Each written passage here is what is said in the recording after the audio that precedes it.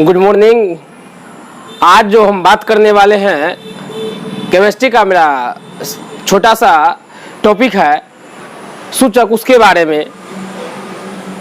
तो ये topic start करने से पहले मैं आप लोगों से रिक्वेस्ट करना चाहूँगा कि हमारे चैनल को सब्सक्राइब जरूर करें और बेल आइकन को भी दबा दें ताकि आपको हर वीडियो का नोटिफिकेशन मिलता रहे। तो सूचक के बारे में बात करने से पहले एक बार देखिए नाम क्या है इसका, सूचक, और अंग्रेजी में इंग्लिश में इसे इंडिकेटर कहते हैं। तो इंडिकेटर जैसे ही बोला जाता है तो आपको हमको लगता है कि बहुत सारा व्यक्ति चाहे वो पढ़े लिखे हो या नहीं हो उसको इंडिकेटर मतलब पता चल जाता है, वो गाड़ी में लगा होता है इंडिकेटर, वो इंडिकेटर तो नहीं है। बिल्कुल जैसे वो इंडिकेटर काम करता है उसी तरह से ये इंडिकेटर भी काम करता है। यानी कि उस इंडिकेटर, गाड़ी में जो इंडिकेटर होता है उसका क्या काम है कि अगर हम बाएं जाते हैं तो बाएं वाला इंडिकेटर जला देते हैं तो उससे पीछे वाले व्यक्ति को पता चल जाता है कि ये जो आगे वाला व्यक्ति है जो इंडिकेटर जलाया है ये बाएं जाने वाला है। या हम दायां इंडिकेटर जलाते हैं तो उसको लगता है कि ये जो आगे वाला व्यक्ति है ये दाएं जाएगा। यानी कि उसके दिमाग में ये सूचना पहुंच जाता है इंडिकेटर के माध्यम से कि व्यक्ति किधर जाने वाला है। तो ये चैप्टर अम्ल क्षारक लवण चैप्टर में जो इंडिकेटर, ये सूचक जो काम करता है बिल्कुल उसी तरीका से काम करता है, यानी कि सूचना देता है कि ये अम्ल है कि भस्म है। तो चलिए कैसे सूचना देता है इसके बारे में थोड़ा समझते हैं। तो यह जो है सूचक ये क्या करेगा, कभी रंग अपना बदल लेगा, कभी गंध बदल लेगा और उससे हमें यह पता चल जाता है कि ये अम्ल है या भस्म है। तो हम कह सकते हैं इस आधार पे इसका डिफिनेशन हम लिख सकते हैं कि वह पदार्थ जो हमें बताता है कि कोई पदार्थ अम्ल है या भस्म है। तो इसका सिंपल सा डिफिनेशन है कि वह पदार्थ जो हमें यह बताता है कि कोई पदार्थ अम्ल है या भस्म है, तो उसे हम क्या कहेंगे, सूचक कहेंगे। चलिए मैं लिखता हूं सूचक के बारे में।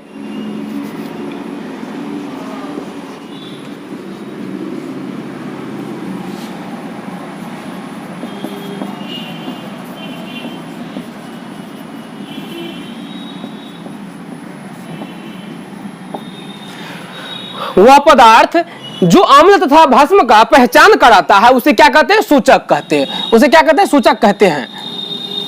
चलिए तो सूचक जो है स्रोत के आधार पर, ये सूचक जो है कई तरह का सूचक होता है। एग्जाम्पल के तौर पर हम समझ सकते हैं सूचक कौन कौन है, तो लिटमस पत्र है,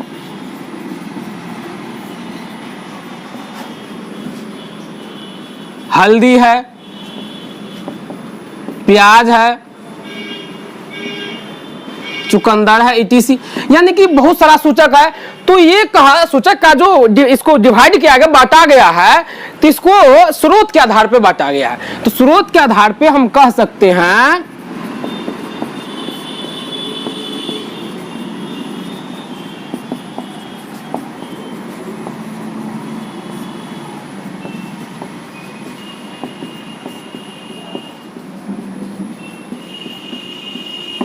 स्रोत के आधार पर सूचक दो प्रकार के होते हैं। पहला देखिए क्या होता है, एक होता है प्राकृतिक सूचक,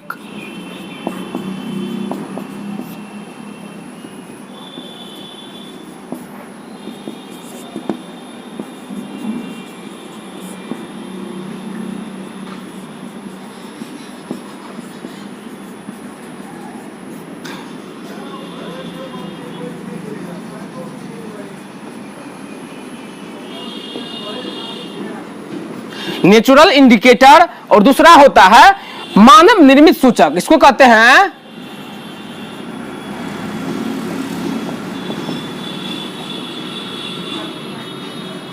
चलिए अब प्राकृतिक सूचक के बारे में बात करते हैं। नाम से स्पष्ट हो रहा है, नाम से ही स्पष्ट हो रहा है, स्रोत के आधार पर बोले थे प्राकृतिक स्रोत से जो सूचक प्राप्त होगा उसे प्राकृतिक सूचक कहेंगे। प्राकृतिक सूचक समझ रहे हैं, जैसे अगर मान लीजिए कि वृक्ष का बात किया जाए तो वृक्ष क्या है, प्राकृतिक है। प्याज का बात किया, जो भी प्याज भी तो एक तरह का वृक्ष ही है।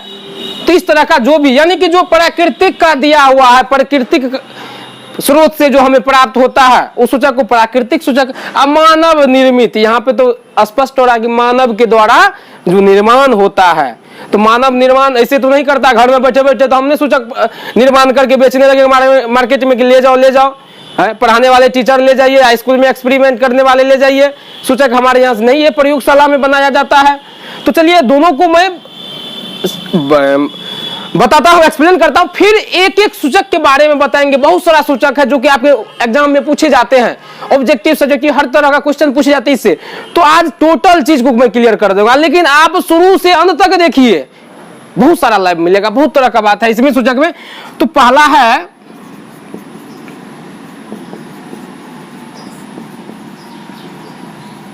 प्राकृतिक सूचक।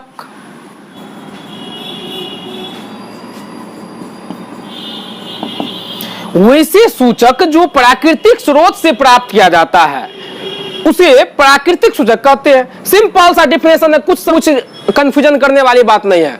आप एक लाइन में समझिए, प्रकृति के द्वारा जो बनाया वही ना प्राकृतिक स्रोत से। तो चलिए एग्जांपल में मैं लेता हूं, लिटमस पेपर यानी कि पत्र, हल्दी, चुकंदर, प्याज, लौंग, ETC, बहुत सारा चीज है। ये सारा मेरा क्या कहलाएगा? प्राकृतिक सूचक कहलाएगा। तो प्राकृतिक सूचक के बारे में हम समझ गए। सूचक सबसे पहले जो सूचना देगा, सूचना देने वाले क्या कहते हैं? सूचक। क्या चीज का सूचना देगा?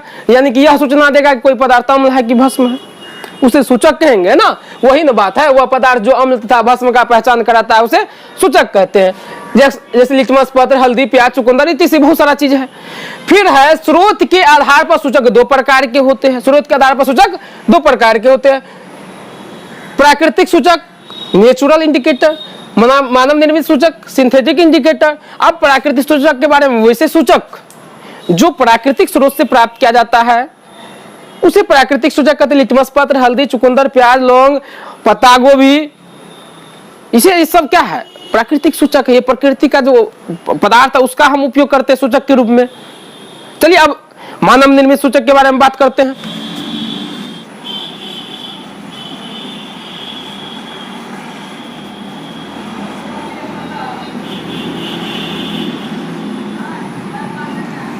वैसे सूचक जो प्रयोगशाला में तैयार किया जाता है उसे मानव निर्मित सूचक कहते हैं। प्रयोगशाला में कौन तैयार करने आएगा?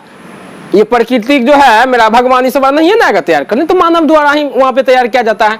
तो यहाँ पे हम ये भी कह सकते थे कि जो सूचक मानव तैयार करता है उसे मानव निर्मित सूचक कहते हैं। तो वही बात है, प्रयोगशाला में तैयार किया जाता है उसे मानव निर्मित सूचक कहते हैं। एग्जाम्पल के तौर पे मेथिल ऑरेंज, यह क्या है? मानव निर्मित सूचक है।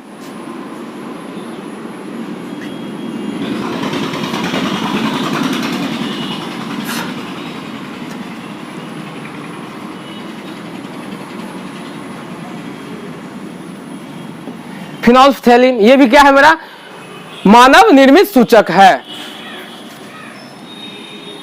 तो एक एक करके हमने समझ लिया प्राकृतिक सूचक क्या होता है, मानव निर्मित सूचक क्या होता है। अब चलिए कुछ हमारे इंपॉर्टेंट पॉइंट है, इंपॉर्टेंट यानी कि ये परीक्षा के लिए बहुत ही महत्वपूर्ण है, उस पर थोड़ा सा बात कर लेते हैं।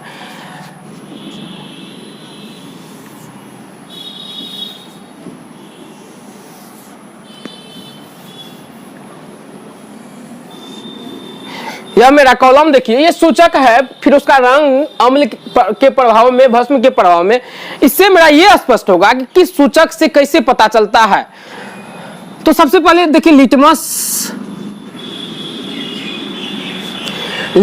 बैगनी रंग का होता है। यह कैसा होता है? बैगनी रंग का। ये अम्ल में क्या होता है? लाल हो जाता है। बैगनी रंग बदल के कैसा हो जाता है? लाल हो जाता है जब अम्ल इस पे डाला जाता है। किस पे? लिटमस पत्र पे। और जब भस्म डाला जाता है तो कैसा हो जाता है? नीला हो जाता है। ये इसीलिए लिखा है कि अम्ल का जब प्रभाव पड़ता है लिटमस पे तो कैसा दिखता है? लाल। भस्म का प्रभाव पड़ता है तो कैसा दिखता है? नीला। फिर आपका हल्दी है। हल्दी का रंग कैसा होता है? तो हल्दी का रंग पीला ना होता है। चलिए पीला। अम्ल का इस पे कोई असर नहीं पड़ता है। किस पे? हल्दी पे।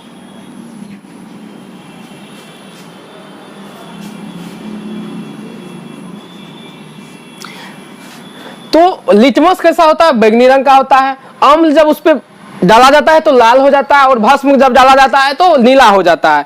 तो पूछा जाएगा कि अम्ल के प्रभाव से लिटमस पेपर हो जाता है कैसा? ऑप्शन में रहेगा, आप वहां पे अम्ल के प्रभाव से लाल होता है, याद रखिएगा। हल्दी पीला रंग का होता है, इस पे अम्ल का कोई प्रभाव नहीं पड़ता है।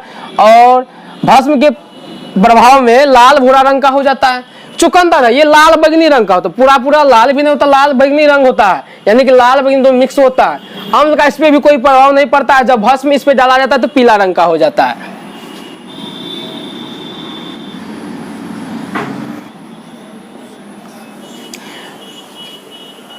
लिटमस बैंगनी रंग का होता है, अम्ल के प्रभाव से लाल हो जाता है और भस्म के प्रभाव से नीला हो जाता है। हल्दी पीला रंग का होता है, अम्ल का इस पे कोई प्रभाव नहीं पड़ता है और भस्म के प्रभाव से लाल भूरा रंग का हो जाता है। फिर है चुकंदर, चुकंदर लाल बैंगनी रंग का होता है, अम्ल का इस पे कोई प्रभाव नहीं पड़ता है और भस्म के प्रभाव से पीला हो जाता है। फिर है फिनोल्फ्थेलिन, ये रंगहीन होता है, इसका कोई रंग नहीं होता है, तो अम्ल के प्रभाव इस पे नहीं पड़ता, यानी कि रंगहीन ही रहता है। जब अम्ल डाला जाता है ये रंगहीन ही होता है, कोई बदलाव नहीं होता है। जब भस्म डाला जाता है तो ये गुलाबी रंग का हो जाता है। अब है मेथिल ऑरेंज।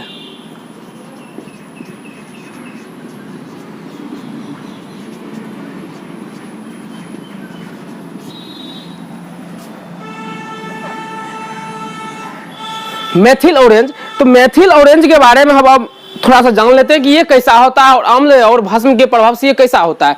चलिए, ये लिक्विड है। मेथिल ऑरेंज का क्या लेते हैं? कि लिक्विड लेते हैं या इसे मेथाइल ऑरेंज भी कहते हैं। तो मेथिल ऑरेंज है या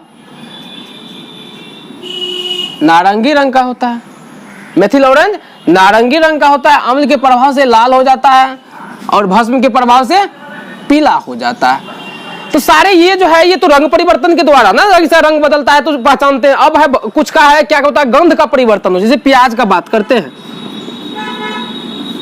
प्याज इसका रंग के बारे में हम बात नहीं करेंगे, रंग में परिवर्तन नहीं होता, गंध में परिवर्तन होता है, इसका कोई अम्ल का प्रभाव नहीं पड़ता है।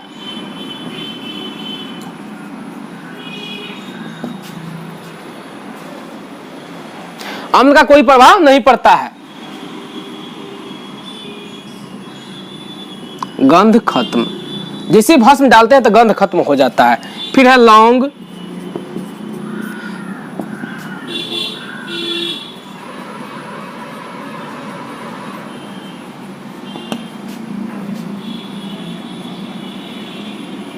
ये दोनों का क्या होता है, प्याज और लौंग का अम्ल से कोई प्रभाव नहीं होता है, लेकिन भस्म डालने से क्या होता है, गंध खत्म हो जाता है। ये दोनों को हम क्या कह सकते हैं, ये दोनों क्या है, गंध या